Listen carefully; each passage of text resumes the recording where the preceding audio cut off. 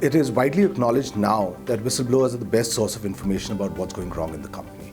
So as compared to the past, where most people relied on internal audits or other management assurance programs to really identify if any controls were being bypassed or if there was any issues with any of the company's operations, people or companies are relying more and more on individuals to come up and speak about what they observe.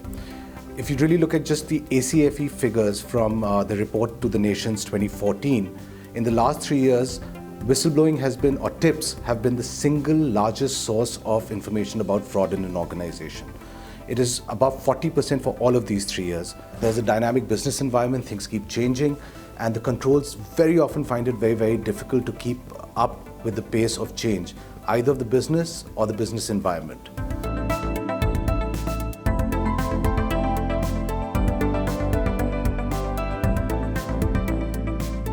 Companies seem to have structured programs for practically everything.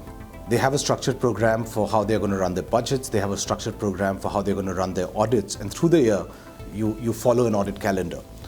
It is just natural that when you want to put in place a social control program to identify any issues of frauds or risks related to your business, you should have a structured program for that too.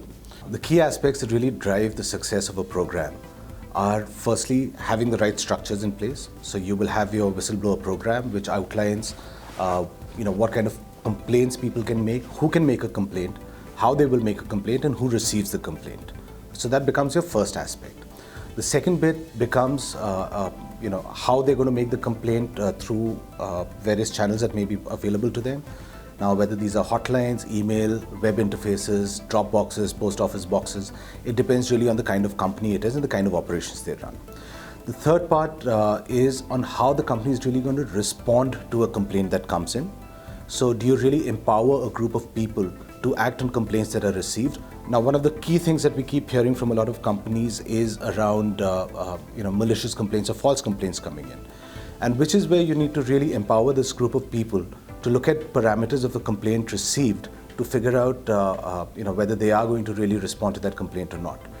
We advise clients that they should, because it is actually more important to show that the company is taking action, whatever the nature of the complaint may be, than not taking any action at all.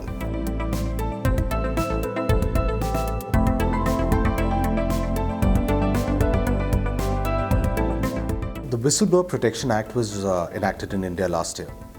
And one of the key differences between the government and the private sector really is that in the government, in the Whistleblower Protection Act, anonymous complaints are not permitted.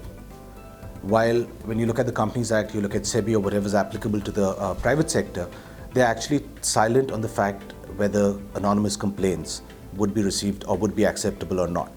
Now, many companies choose to follow the government line and insist that a complainant disclose their identity.